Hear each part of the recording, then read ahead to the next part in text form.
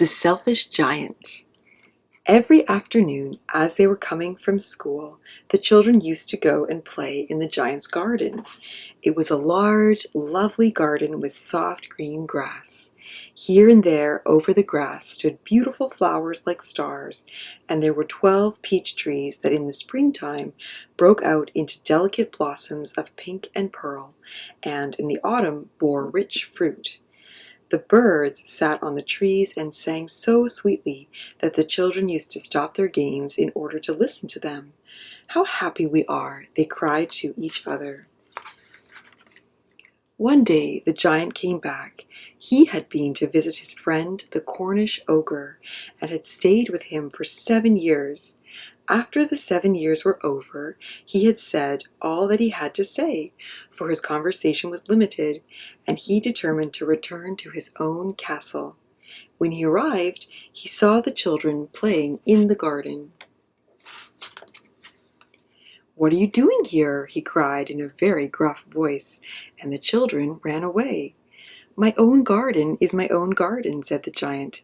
"Anyone can understand that, and I will allow nobody to play in it but myself." So he built a high wall all around it and put up a notice board: "Trespassers will be prosecuted."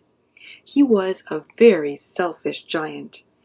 The poor children had now nowhere to play. They tried to play on the road, but the road was very dusty and full of hard stones, and they did not like it.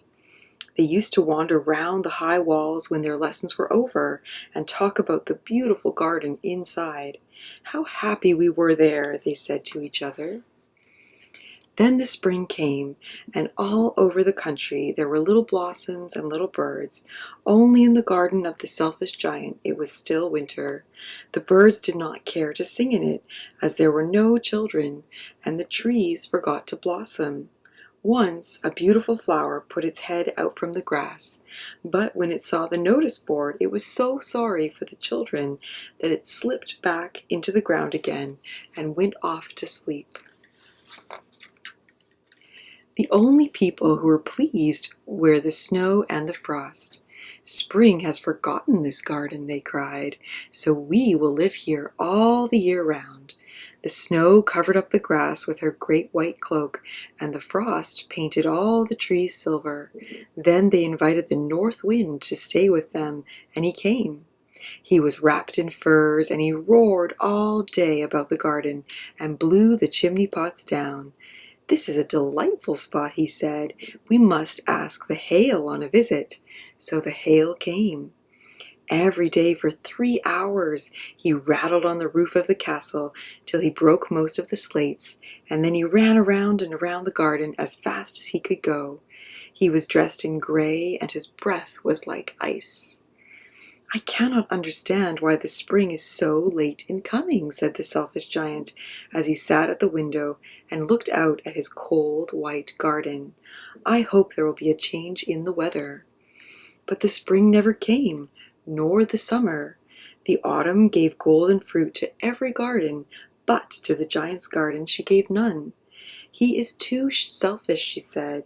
So it was always winter there, and the north wind and the hail and the frost and the snow danced about through the trees. One morning the giant was lying awake in bed when he heard some lovely music. It sounded so sweet to his ears that he thought it must be the king's musicians passing by. It was really only a little linnet singing outside his window, but it was so long since he had heard a bird sing in his garden that it seemed to him to be the most beautiful music in the world. Then the hail stopped dancing over his head, and the north wind ceased roaring, and a delicious perfume came to him through the open casement. "I believe the spring has come at last," said the giant, and he jumped out of bed and looked out. What did he see? He saw a most wonderful sight. Through a little hole in the wall the children had crept in, and they were sitting in the branches of the trees. In every tree that he could see there was a little child, and the trees were so glad to have the children back again that they had covered themselves with blossoms, and were waving their arms gently over the children's heads. The birds were flying about and twittering with delight, and the flowers were looking up through the green grass and laughing. It was a lovely scene, only in one corner it was still winter. It was the farthest corner of the garden, and in it was standing a little boy. He was so small that he could not reach up to the branches of the tree, and he was wandering all around it, crying bitterly. The poor tree was still covered with frost and snow, and the north wind was blowing and roaring above it. "Climb up, little boy," said the tree, and it bent its branches down as low as it could, but the boy was too tiny. And the giant's heart melted as he looked out. "How selfish I have been," he said. "Now I know why the spring would not come here. I will put that poor little boy on the top of the tree, and then I will knock down the wall, and my garden shall be the children's playground forever and ever." He was really very sorry for what he had done. So he crept downstairs and opened the front door quite softly and went out into the garden.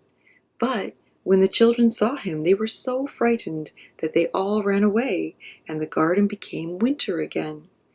Only the little boy did not run, for his eyes were so full of tears that he did not see the giant coming. And the giant stole up behind him and took him gently in his hand and put him up into the tree. And the tree broke at once into blossom, and the birds came and sang on it. And the little boy stretched out his 2 arms and flung them around the giant's neck and kissed him. And the other children, when they saw that the giant was not wicked any longer, came running back, and with them came the spring. "It's your garden now, little children," said the giant, and he took a great axe and knocked down the wall. And when the people were going to market at 12 o'clock, they found the giant playing with the children in the most beautiful garden they had ever seen. All day long they played, and in the evening they came to the giant to bid him goodbye. "But where is your little companion?" he said, "the boy I put into the tree." The giant loved him the best because he had kissed him. "We don't know," answered the children. "He has gone away." "You must tell him to be sure and come tomorrow," said the giant. But the children said that they did not know where he lived, and had never seen him before, and the giant felt very sad. Every afternoon when school was over, the children came and played with the giant, but the little boy whom the giant loved was never seen again. The giant was very kind to all the children, yet he longed for his first little friend and often spoke of him. "How I would like to see him," he used to say. Years went over, and the giant grew very old and feeble. He could not play about any more, so he sat in a huge armchair and watched the children at their games, and admired his garden. "I have many beautiful flowers," he said, "but the children are the most beautiful flowers of all."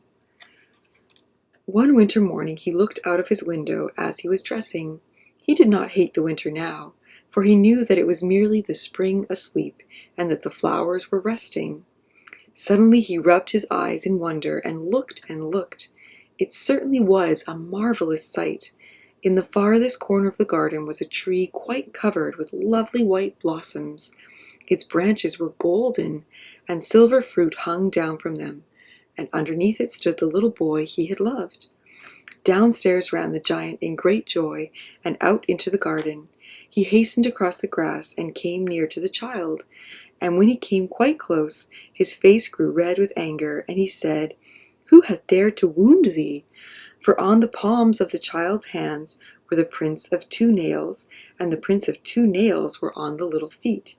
"Who hath dared to wound thee?" cried the giant. "Tell me, that I may take my big sword and slay them." "Nay," answered the child, "but these are the wounds of love." "Who art thou?" said the giant, and a strange awe fell on him, and he knelt before the little child. And the child smiled on the giant, and said to him, "You let me play once in your garden. Today you shall come with me to my garden, which is paradise." And when the children ran in that afternoon, they found the giant lying dead under the tree, all covered with white blossoms.